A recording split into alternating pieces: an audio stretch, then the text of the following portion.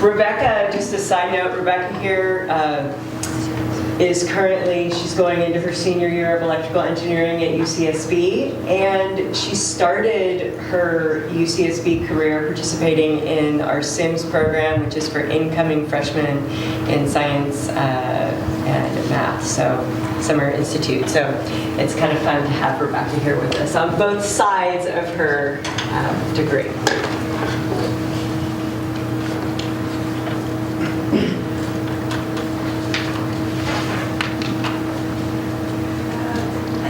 So as Wendy mentioned, I'm Rebecca, and this summer I conducted research on the simulation of thermally tunable optical rings, and I worked in Professor John Bauer's lab, and my mentor was Andrew Netherton, more commonly known as Andy. I don't know about you guys, but for me it's emotionally distressing to kind of even imagine going a day or even an hour without the internet. Like, it makes me sweat. The amount of online data that we generate is a testament to how much we rely on the internet. So just as an example, every minute Facebook users like about 4 million posts, and YouTube users upload 300 hours worth of video content. And in order to process all of this data, we have data centers, which are facilities that contain computers and other necessary hardware that can process, store, and analyze all of this data that we generate online. And the example over here is one of Google's data centers, and it's pretty huge, as you can tell. So another important factor about data centers is data center traffic, so how information is bussed about in these centers. So Cisco recently released a white paper that showed that by 2020, 77% of data center traffic is going to be within data centers. And on the right here, we have an example of data center architecture. So on the top, we have the core or spine. The second tier, second layer, is the aggregation relief. And then you have the edge, or the top of the racks, which were the many racks that we saw in the previous picture. And then that goes to the bunch of servers. These cores, aggregations, and edges, they act as routers or switches that help direct the flow of data in these data centers.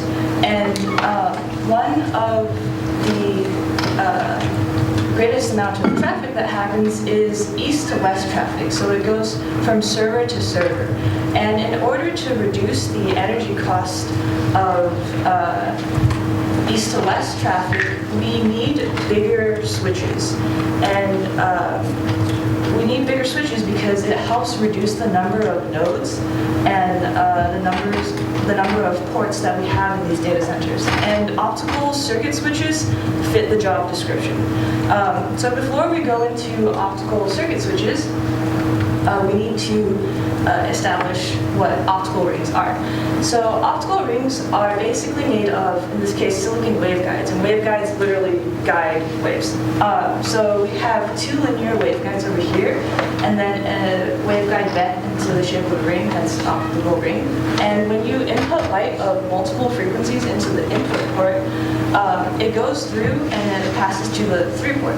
But due to the wave properties of light, some of that light gets coupled into the optical ring. And some of the frequencies of light kind of get killed off by destructive interference. And the ones that survive due to constructive interference. So it's described by this equation.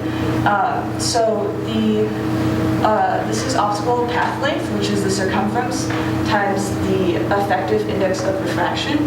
And the wavelengths that do make it have to satisfy this condition. So they have to be an integer multiple of the resonant wavelength. And the survivor wavelengths get coupled into the drop port, and as you can see, this ring is really useful because it acts as a wavelength selective filter. And the cool thing is when you increase the temperature, you actually change your index of refraction, which then changes your resonant condition. So you actually end up shifting your filter to the right. So optical rings are what make up optical circuit switches. So this is a diagram of an optical circuit switch, which has shown great potential to improve cost, scalability, and energy efficiency in current data centers.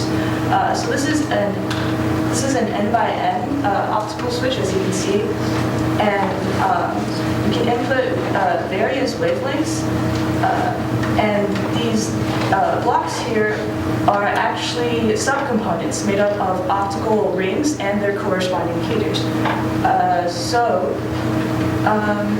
For example, if you just focus on the corner here and imagine that we have a 1x1 optical circuit switch, if you say pass in lambda 1, 2, 3, and 4, due to the properties of the optical ring that we just discussed, it will pass through, let's say, only lambda 2. So you have a reconfigurable switch that can help you switch off on different wavelengths.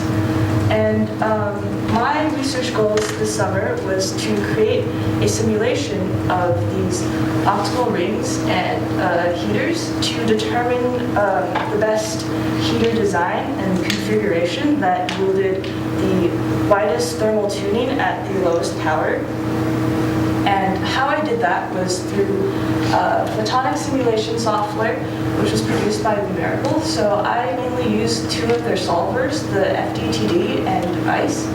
And how I went about it was I imported ring designs and heater designs, which are basically resistors, that my mentor passed to me, and then set up the thermal simulation in device, and I applied voltage boundaries and thermal boundaries and generated a thermal profile, which was then imported into the FDTD, where the optical simulation was run. And ideally in FDTD, we would be able to see a shift in the transmission characteristics based as an effect of the temperature. So this is just a more detailed visualization. So this is the optical ring, and over here we have the input port where in numerical I'm inputting about 1.5 microns to 1.6 microns, and then there are monitors at the through and drop port, so I can effectively plot the transmission characteristics. And the square things over here are the heaters or resistors.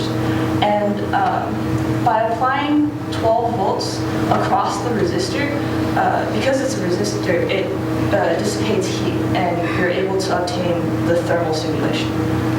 So this is the results that I managed to simulate. So this is the drop port transmission characteristic, and this is with 0 volts, so at room temperature. And then in device, as you can see here, this is the optical ring and the two heaters being heated up at 12 volts. So you can see that the heaters here don't really dissipate heat very